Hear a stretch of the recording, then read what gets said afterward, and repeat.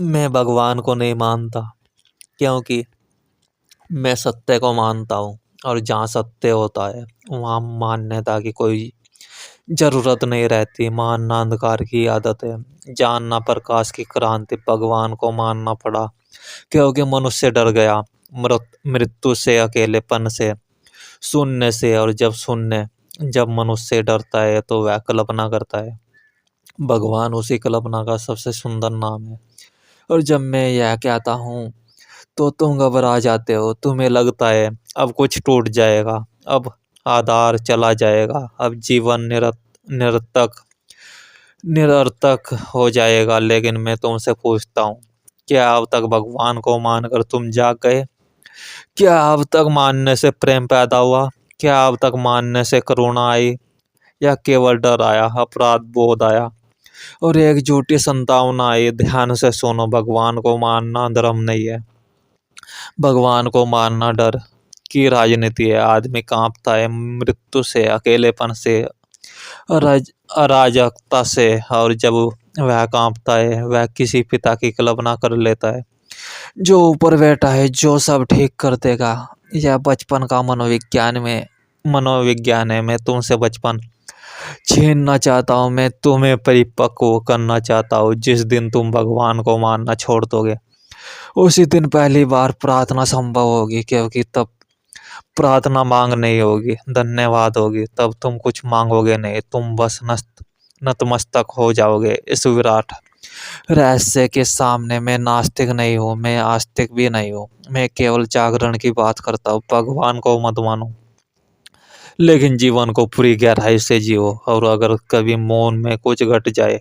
तो उसे नाम मत देना, नाम देते ही वह मर जाएगा। मैं नास्तिक नहीं हूँ जिस अर्थ में मैं तुम्हें समझाते हुए मैं नकार नहीं रहा हूँ। मैं केवल झूठे सहारों को गिरा रहा हूँ। मैं क्या रहा हूँ, भगवान को मानो मत, भगवान को जानो। क्योंकि जानने के लिए पहले मान्यता को मानना होगा। जब तुम कहते हो मैं भगवान को मानता हूँ, उसी क्षण तुम खोज बंद कर देते हो। मान्यता खोज का अंत है।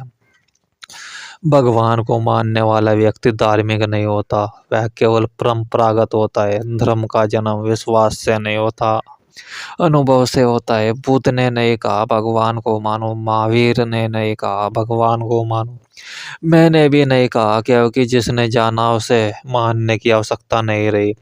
देखो, प्रेम को तुम मानते हो या जानते हो? जब प्रेम घटता है तो क्या तुम कहते हो मैं प्रेम को मानता हूँ? नहीं, तुम बस प्रेम को जानते हो। उसी तरह अगर परम सत्य है तो वह मानने की चीज नहीं, वह जीने की चीज है। भगवान को मानना अक्सर अहंकार की चाल है। आदमी कहता है मेरा भगवान सही है, तुम्हारा गलत है, और यही से हिंसा, युद्ध, धर्म शुरू होते हैं। अगर भगवान को ना माना जाए तो कोई झगड़ा ही नहीं बचे। जिसने भगवान को मानना छोड़ दिया वही पहली बार निर्दोष होता है। मैं कहता हूँ इस विराट अस्तित्व को भगवान मत कहो, नाम ही समस्या है। नाम देते ही तुम सीमित कर देते हो। इस आकाश को क्या नाम दोगे? यह जीवन स्वयं पर्याप्त है, यह श्वास, यह मौन, यह जागरूकता, यही परम है। अगर तुम्हें भगवान शब्द प्रिय है तो उसे अपने अनुभव का नाम बनाओ, किसी विश्वास का नहीं। मैं भगवान को इसलिए नहीं मानता क्योंकि मैं चाहता हूँ कि तुम जिम्मेदार बनो। भगवान को मानने वाला व्यक्ति कहता है जब वह करेगा, और जो नहीं मानता वह कहता है अब मुझे ही जागना होगा। मेरी क्रांति यही है। जिस दिन तुम भगवान को मानना छोड़ दोगे उसी दिन तुम जीवन को पहली बार गहराई से जीना शुरू करोगे, क्योंकि तब कोई स्वर्ग का लालच नहीं, कोई नरक का डर नहीं, केवल एक क्षण और पूरी तीव्रता से। और याद रखना, मैं भगवान के खिलाफ नहीं हूँ, मैं केवल झूठे भगवानों के खिलाफ हूँ। असली परमात्मा को मानने की जरूरत नहीं होती, वह तब प्रकट होता है जब तुम पूरी तरह से मौन हो जाते हो। भगवान है भी, यह भी तुम्हें पता नहीं। कोई प्रमाण है तुम्हारे पास भगवान के होने का? आज तक कोई प्रमाण नहीं दे सकता, और जो भी प्रमाण दिए हैं सब खंडित किए जा सकते हैं। जरा ये तर्क की जरूरत है, जरा सी बुद्धि की जरूरत है। इतनी गरीबी है दुनिया में, इतनी बीमारी है दुनिया में, आधे से ज़्यादा दुनिया भूख से मर रही है और तुम कहते हो भगवान सर्वशक्तिमान है। इसका तो मतलब यह हुआ कि वह इसी तरह चाहता है कि हो यह भीख मंगे सड़कों पर, यह बिना दूध मिले हुए बच्चे, चारों तरफ फैली हुई भूखमरी और बीमारी और दरिद्रता जरूर सर्वशक्तिमान भगवान का प्रमाण देता है। यह सबको सर्वशक्तिमान, यह लंगड़े लूले बच्चे क्यों पैदा होते हैं, यह अंधे बच्चे क्यों पैदा होते हैं, यह बुद्धि से रुग्ण बच्चे क्यों पैदा होते हैं, तुम्हारा सर्वशक्तिमान भगवान इतना भी नहीं कर सकता?